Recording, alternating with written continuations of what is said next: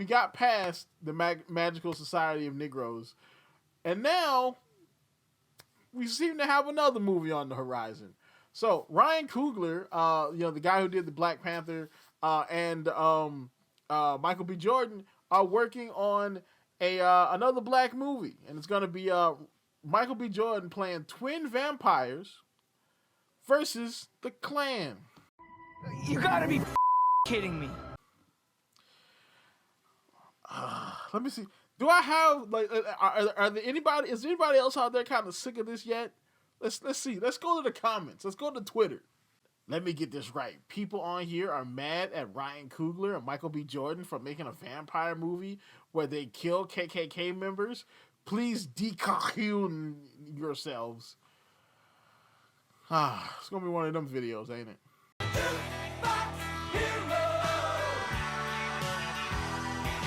What is up, YouTube? It's Mario, aka the Loot Box Hero here, bringing you another video.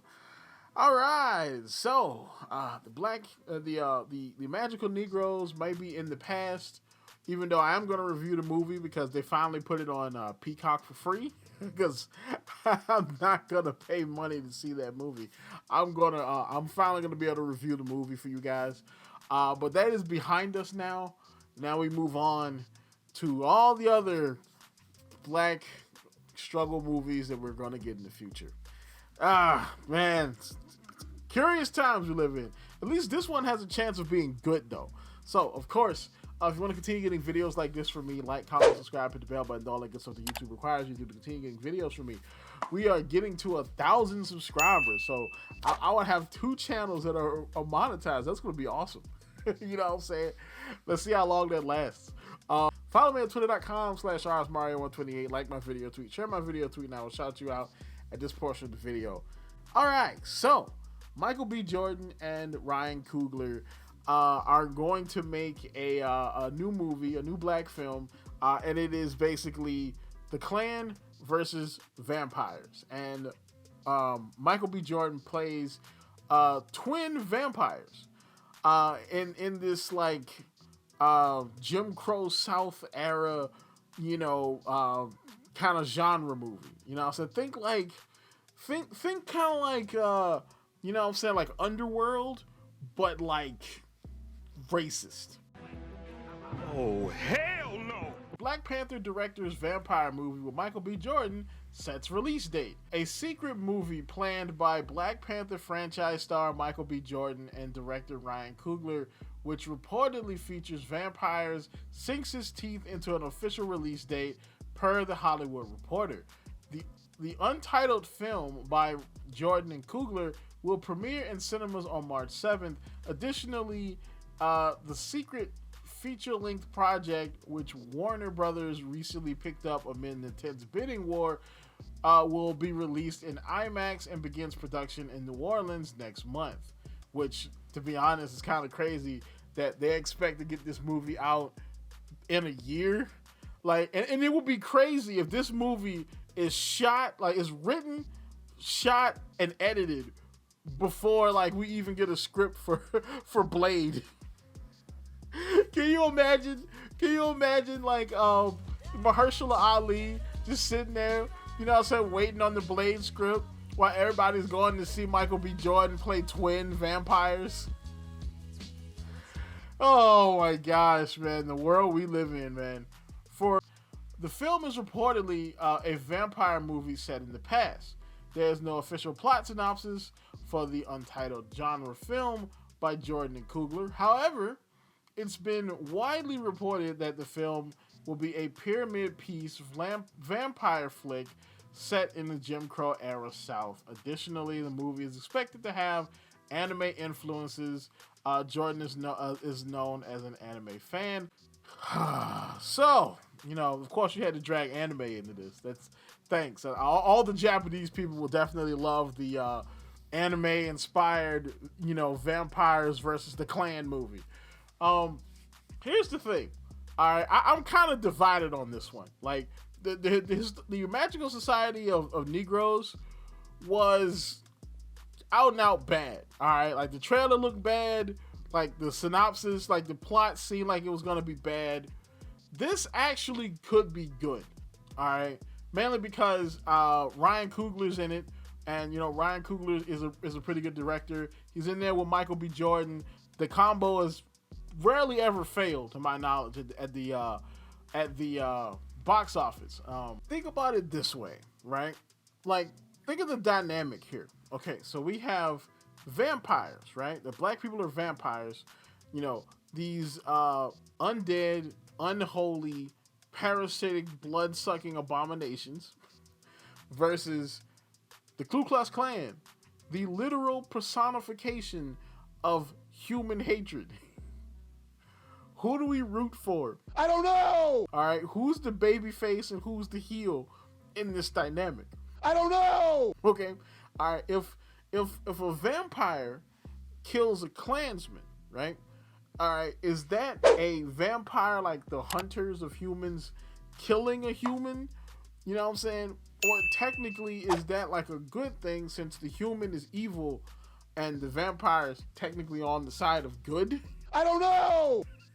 You know what I'm saying? Or is like if one of the humans kills a vampire, is that a victory? Or technically is that a defeat, seeing as though the human is a white racist man and the vampire is a black person? I don't know! The dynamic just doesn't work. It's just off.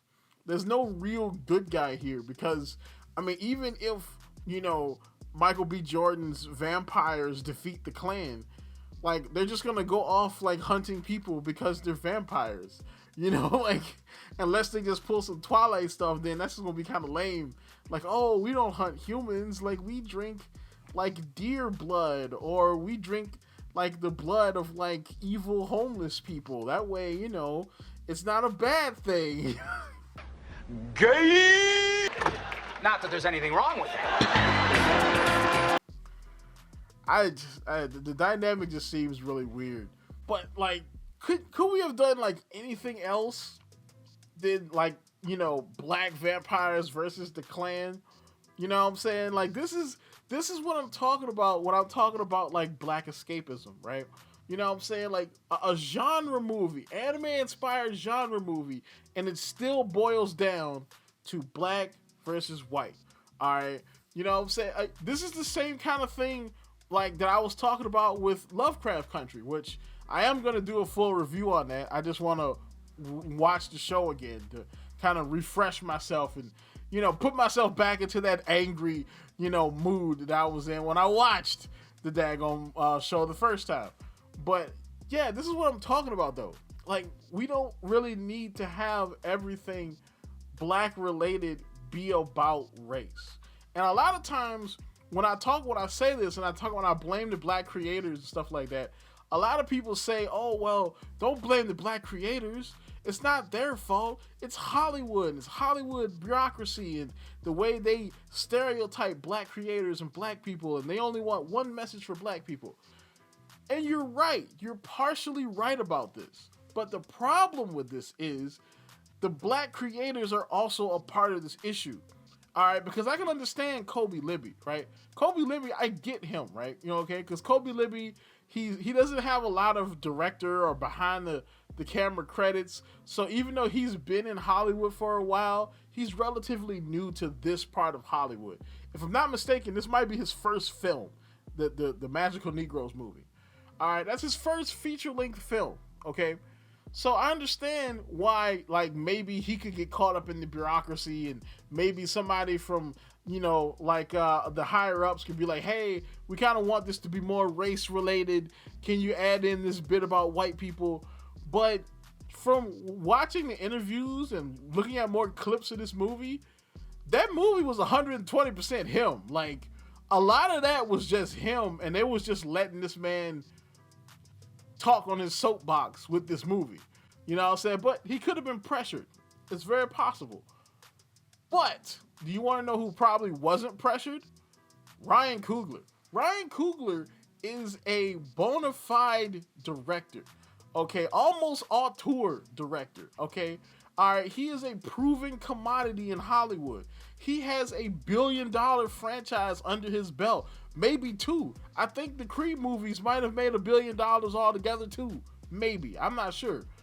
But he might be a 2-time billionaire director as far as movies go, because the Black Panther made $1 billion off the first movie.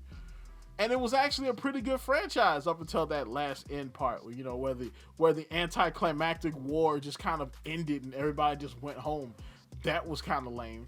But other than that, he is a proven commodity in Hollywood. All right, if somebody were to call up Ryan Coogler and pressure him into making his anime-inspired vampire movie anti-racist, guess what? He could just walk away from the project. Because he doesn't need Hollywood. Hollywood kind of needs him at this point. All right, he's gotten to that level where he has creative control over his projects. Unless it's something like a Black Panther, which is tied to a much bigger property. This would be his own thing. Okay, and Michael B. Jordan is the same way. Like, they have creative control here, which means that this was a choice by them. So... this is what I'm talking about, man. The creators have a responsibility to not want to make this stuff.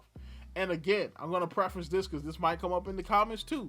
I'm not saying that everything Black needs to be like, oh, we can't ever tell like a capital B Black story. I know, that's not what I mean. Struggle movies, race-based stories, there's a place for them. But not everything we do needs to be absorbed with that. I mean, not to mention, I think Netflix already kind of did this with like vampires in Brooklyn. You know what I'm saying? Even though, it was like white vampires versus like Black Bronx people. No, it was Bronx. Vampires in the Bronx. It was like white vampires versus Black people from the Bronx. And the white vampires low-key represented like gentrification. Like, we're never gonna get out of this. Right? We're never gonna get out of this. This is just the way it is, isn't it? Like, this is just what we're gonna get. You know what I'm saying? As when it comes to Black movies, this is just it. If Ryan Coogler can't escape the vortex of blackness, then we're just done. Is that what it is? All right. You know what? It's fine though. I'm gonna wrap this up. You know what I'm saying? I'm gonna wrap this up here. I think the movie's going to be good. But I really wish that it was a different, like, plot dynamic. I've seen some of the castings. The movie's probably going to be good. Well, at least it ain't the Disney Blade movie. That's about it for this. Like, comment, subscribe, and as always, people, have yourself a good one.